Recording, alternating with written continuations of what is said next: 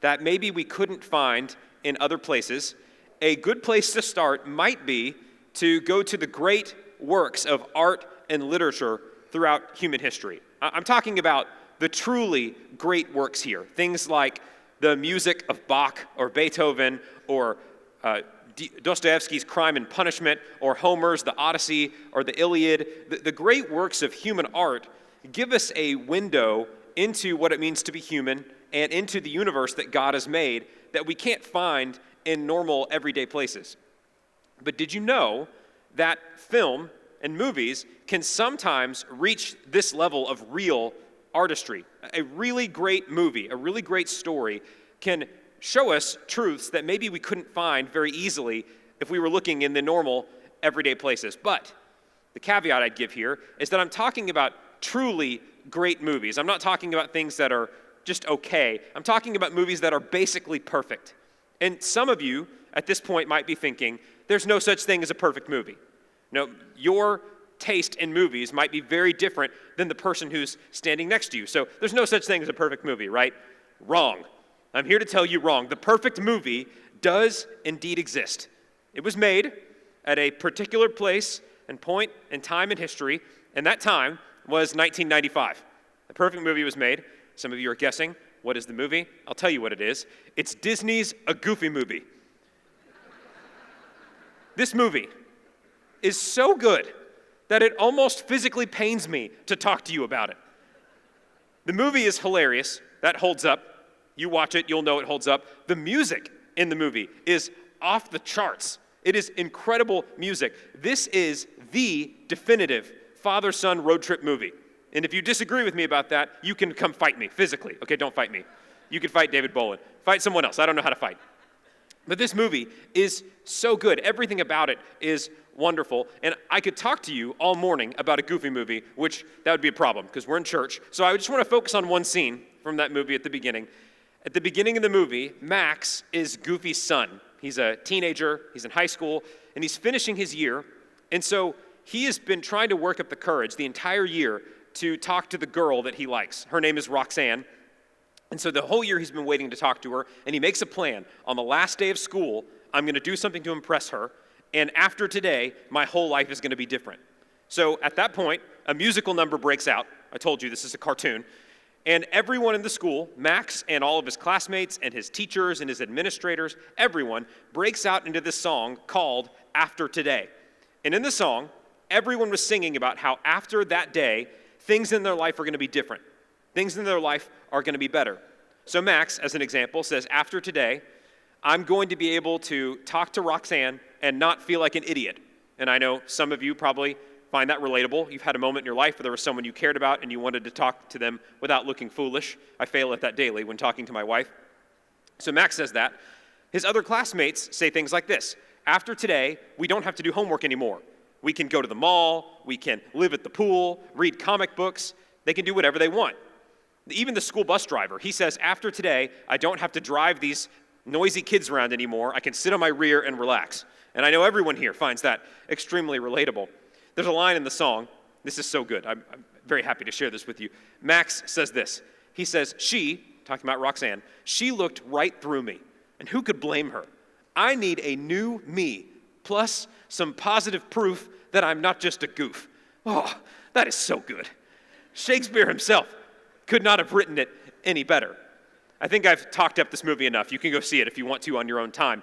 But everyone in that song was anticipating how after today, things could, should, maybe, they're going to be better than they have been leading up till now. I think every one of us can relate with that desire. We want things in our life to be better after today. Are there things that I could do to change my life and make it better going into the future? So with that in mind, what if I were to tell you that the Bible gives us a magic formula that if you were to keep the magic formula, a very simple, it's just a few sentences, you keep the magic formula, it guarantees that your life would be better in the next year. If I told you that, would you want that formula? I guess not really, the muted response. Okay, we're done. Let's sing.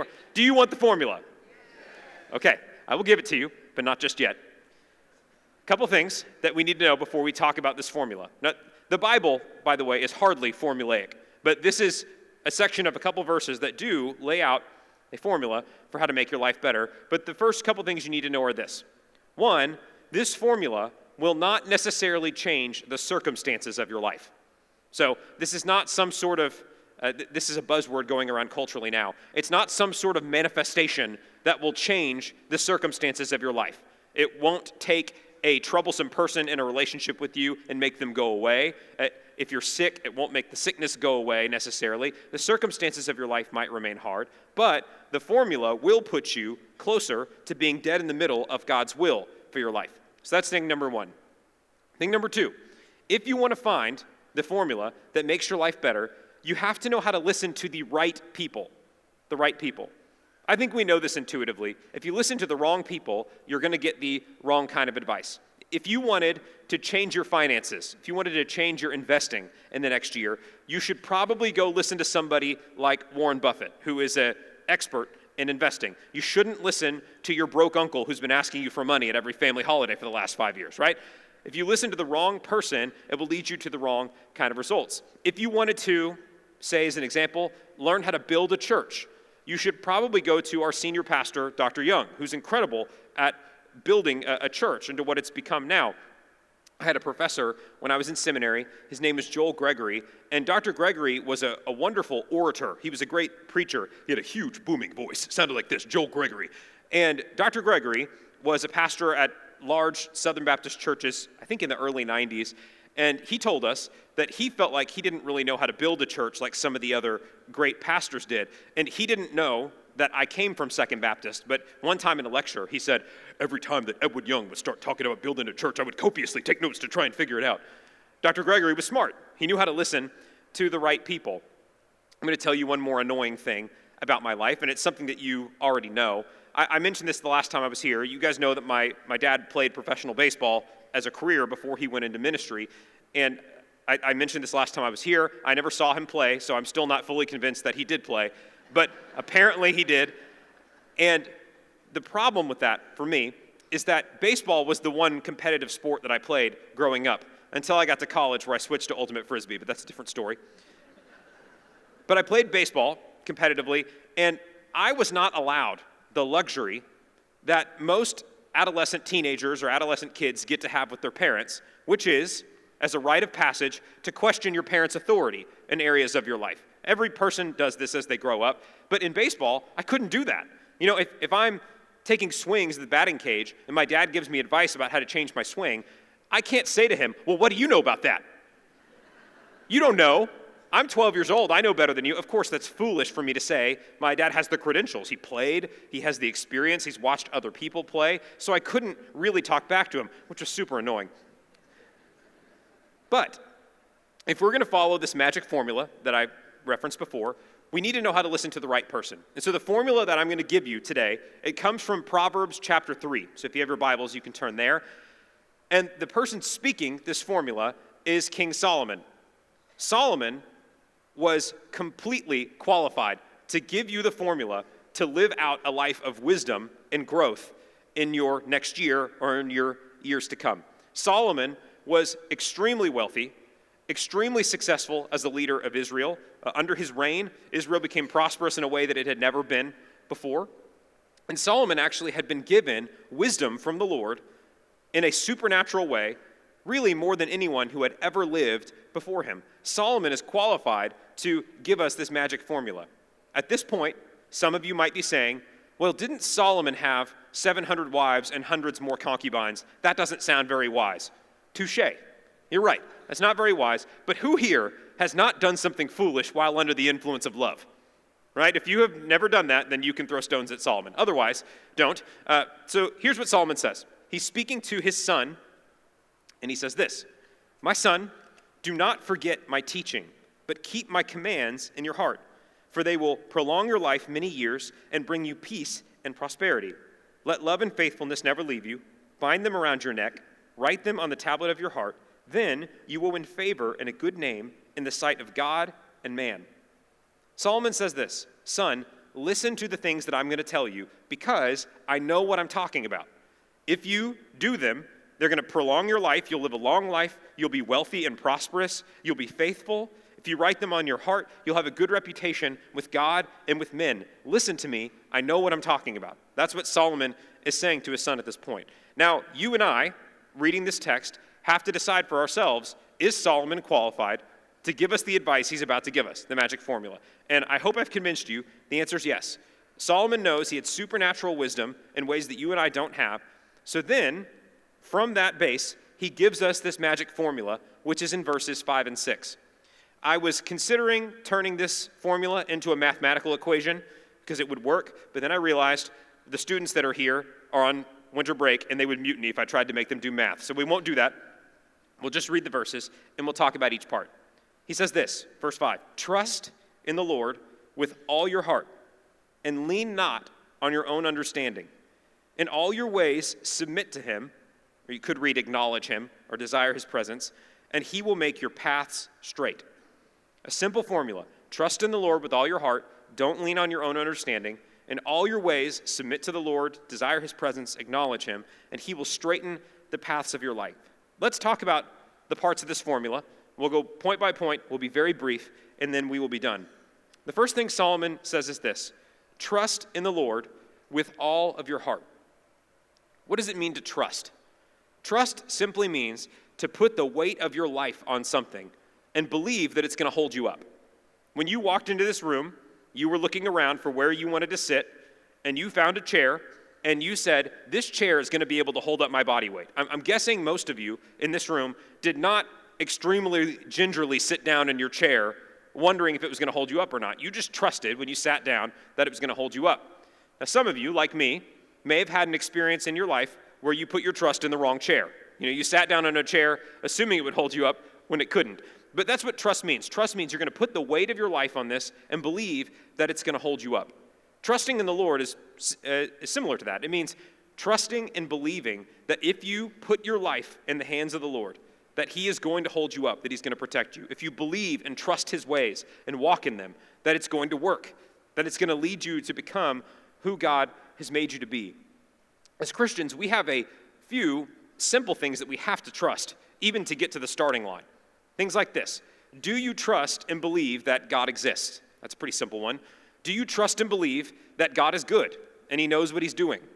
Do you trust and believe that God knows what he's doing with your life particularly so that you can follow him? That's the starting point. You have to start there. If you trust and believe that God exists and he's real and he knows what's best for you and you need to follow him and that he knows what he's doing with you, you trust in God through Christ. That's what makes you a believer. That's what makes you a Christian from the beginning. But where things get trickier, it's easy for me to say to a group of believers, you should trust in the Lord. It's a little more difficult when we look at each individual area of our life and we ask, am I really trusting the Lord with this area of my life, or am I trying to do things my own way?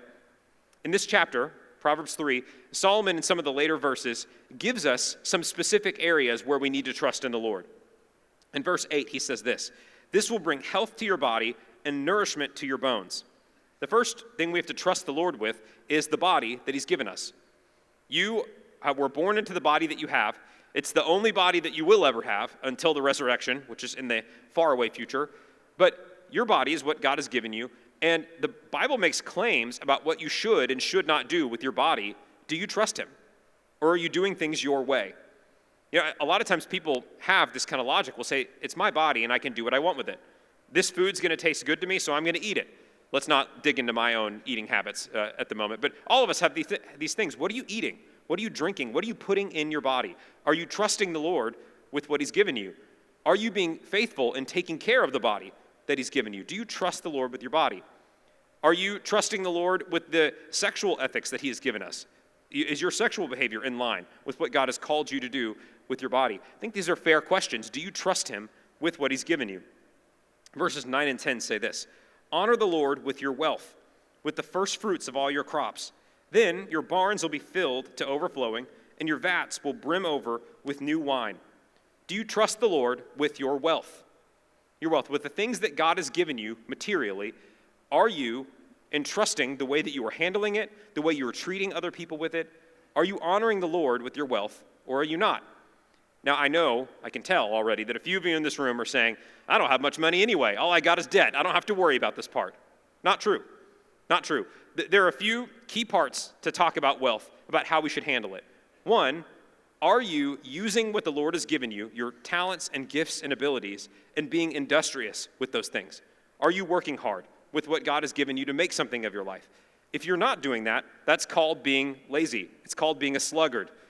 Solomon talks quite a lot about that in the Proverbs. Are you working hard with the things that God has given you?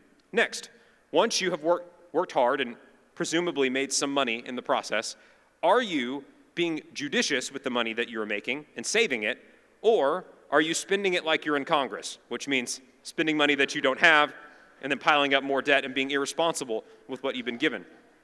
By the way, that's basically a universal governmental principle in every place. I'm not even just speaking about our own country. But are you working hard with what you have to create something? Are you then saving it? And then lastly, once you have saved up money and you're in that place of your life and resources, are you generous with it? Are you open-handed with the things that God has blessed you with? Do you know that everything that God has given you ultimately belongs to Him? You know, God calls us to have an open hand with the wealth and prosperity that He gives us. And if you're not living generously with what God has given you, then you are not handling your wealth and your money the way that God has called you to. So very simple. Are you working hard with what God has given you? Are you saving, being industrious with it, being judicious with what you have? And then lastly, are you generous? If you're failing in any one of those areas, then you're not trusting the Lord with your wealth. Verse 21 says this, "My son, do not let wisdom and understanding out of your sight. Preserve sound judgment and discretion." The last one I would say is this: are you honoring the Lord, trusting the Lord with your decision making, with your discernment? Dr. Young will often say, when he's looking for the qualities of a leader, he's looking for the qualities of a person in ministry, the one thing he's looking for is a discerning spirit, the ability to weigh what's going on in front of them and make good decisions in line with biblical principles and what God is calling people to do. You may have met people before that it just feels like every decision they make is the dumbest one possible. You know, they're trying their best, but they just make the wrong decisions. That a lot of times that's a sign that you're not trusting the Lord with your decision making. I think where this becomes the most real for us is often when we try and pick and choose which areas we want to follow the Lord in. So we might say something like this: I like what the Bible has to say about working hard and making money. That's great advice. I'm going to follow that part with my life. But the giving part, that doesn't make a lot of sense. I think I could be better with the money that I have and do better with it than God could. Maybe you'll say something like this: the parts of the Bible that talk about working hard and saving and giving, those make sense. I'm going to obey those. But the sexual ethics that the Bible calls us to, those are passé. Those were written a long time ago. They didn't know what they were talking about. We know things better now. We pick and choose these areas where we think we know what's best, which leads us into disaster, which leads me into my next part of the formula. So the first part, trust the Lord with all your heart. The second part is this: don't be a fool. Lean not on your own understanding.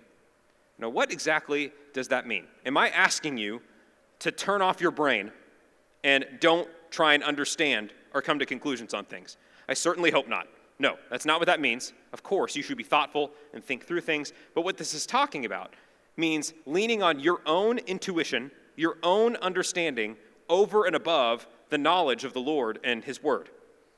When you make a decision because this sounds right to me and logically I think this makes sense, I've reasoned my way to this even though the Bible says something different. You know, that is something that all of us are capable of doing, and the Bible's telling us clearly here. Solomon's saying, don't do that, don't be a fool. This same chapter, verse 7 says this: do not be wise in your own eyes. Fear the Lord and shun evil. Wisdom and knowledge doesn't start with trying to be rational or trying to come up with the best explanation that you have for something. It starts with the fear of the Lord. Starting with Him, you fear the Lord, don't be wise in your own eyes. That does not mean you should not try and think through and be wise with the things that you're doing. What the text is getting at here is that you and I have an uncanny ability to delude ourselves into thinking something is good when it is actually not. In Judges, this was a very dark period in Israel's history where over and over again they kept falling into idolatry, and then they would get captured by the people around them in Canaan, and then God would have to send a judge to rescue them. And in Judges chapter 17, there's a description of what was going on among the people. And it says this: in those days, there was no king in Israel. Every man did what was right in his own eyes. Every man did what was right in his own eyes. The result of that what the Bible tells us, was horrible.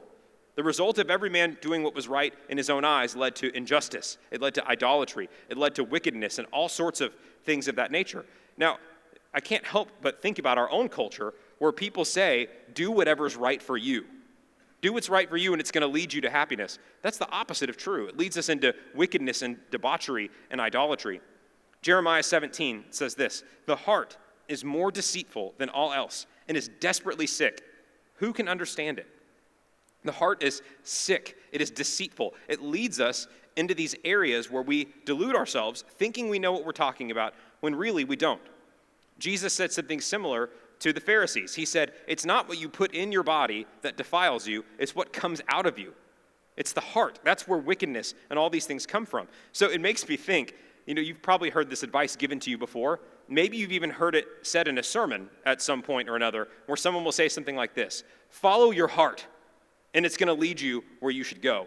That's the biggest crock of baloney I've ever heard in my life. The Bible couldn't be any more clear. The heart is deceitful. It's wicked. It leads you into immorality and things that God would not call you to. Don't follow your heart. Don't lean on your own understanding. I have an example to illustrate this. There's just a unique human capacity to convince ourselves that something that is foolish is a good idea. We try and justify things in our mind when really it's just not true. We just are trying to confirm things that we already believe. There is a island nation called Iceland. Has anyone here ever been to Iceland? I'm jealous of you. It's a beautiful looking place. Iceland, for most of its history, has been known to be filled with fishermen and people harnessing the volcanic energy under the ground. And Iceland also produced Björk. Does anyone know who Björk is? Okay, there's 5 of you who know. The rest of you don't worry. She's a singer. Also notable, Iceland were the bad guys in The Mighty Ducks 2, if anyone's ever seen that movie. They lost, so don't worry about that. But in the mid-2000s, so starting just after the year 2000, leading up to about 2010, Iceland, basically as a nation, decided that they wanted to change their entire economy. They wanted to shift away from things like fishing and energy resources, and they decided that they were going to essentially turn their nation into an investment bank. They said, we are going to be a nation where our GDP is made up of our investment banking. Basically, they were like one giant hedge fund at the time. And so here's what they decided to do. They saw other hedge funds and investment banks around the world taking out debt, buying assets. The assets would go up in value, and they would make a lot of money. So Iceland decided to do this. They levered up big time, took out a lot of debt, and bought assets all over the world. We're talking about professional sports teams and real estate and all sorts of stuff. They bought all these assets, and this is just an economic principle. When you take out a lot of debt and you buy an asset, if that asset goes up in value, you make money pretty quickly. Things seem to go very well. And that's what happened for Iceland. In a span of about 3 or 4 years, the average household net worth in Iceland tripled. That's pretty great. If you were looking at your accounts right now and figured in 3 years they're going to be triple what they're worth right now, you'd be pretty happy, and Iceland was as well. Things were going very well until they weren't anymore. When you have a lot of debt and lever up, when the prices of assets go down, your bank account goes down very quickly. And so did something happen in the late 2000s in the global financial markets? Yes, the financial crisis happened. It started in the United States with our mortgage-backed securities market, so you're welcome, world. We started it. And so asset prices went down across the world. And what happened to Iceland was this. They thought that they were really wealthy because they were uniquely positioned to be investment bankers in the world. In fact, in their universities, they were doing studies of asking the question, why is it that we, Icelandic people, are so much better at saving money and investing than everyone else in the world? They were saying maybe it's our genetics, maybe it's our culture. We're just better than everyone else. Well, obviously, that wasn't true. It wasn't that they were uniquely positioned to be investment bankers. It's that they were being risky at the right time and then the wrong time. Here's what happened to Iceland. After that stretch where everyone's net worth tripled, their stock market and all their assets held by Iceland fell by 95%. So if you had $100, it turned into $5. They basically ladened their entire society with enough debt that it was going to cripple their economy for the next several generations. And this didn't happen because the people of Iceland are more foolish than the rest of the world. I think it had a lot more to do with the fact that the heart is deceitful and wicked. When you take someone and they start to succeed in a moment, it's easy to convince ourselves, well, this is happening because of me. I'm uniquely positioned for my life to be good. I know what I'm doing. Now, those of us who have lived long enough, maybe more than 15, 20 years, know that that's not true. You find out that the heart is deceptive. It's wicked. It's twisted. And so what Solomon is pointing out to us is this: don't trust your own intuition. When you come across what God's word says about what is true and how you should live, don't try to rationalize your way around it. Don't try to come up with something new and better. You're not going to. The heart is deceptive. It's wicked. So trust in the Lord with all your heart. Don't be a fool. Don't lean on your own understanding. And the last one he says is this: in all your ways, acknowledge him. What does that mean? In all your ways, acknowledge him. Are we talking about at the end of a sporting event, a team wins, the interviewer comes in the field, and they say, how is it that you were able to score 45 points in this game? And the person starts off by saying, I'd like to thank my Lord and Savior Jesus Christ for all these things. Is that what that means? Or let's take it the next step. After a boxing match, somebody boxes and they win. The interviewer comes out and they said, what gave you the inspiration to crack the skull of your opponent? I'd like to thank Jesus for that. No. You send an email in the morning. Does it mean Jesus, thank you for giving me these wonderful words to send in that email. I'm a fountain of knowledge and wisdom. Thank you for all these things. No. I think it means something much simpler than that. In all your ways, being aware of God's presence. In all your ways, submitting to the things of knowing that he's there and that he cares for you. So one translation says exactly that. In all your ways, desire his presence. Having an awareness and a desire to know that God's presence is there with you at all moments. And I don't just mean being afraid that God's watching you and so not making a mistake as a result. It's more like an awareness that God cares for you. He knows what's going on. He cares what happens in the little and big things of your life.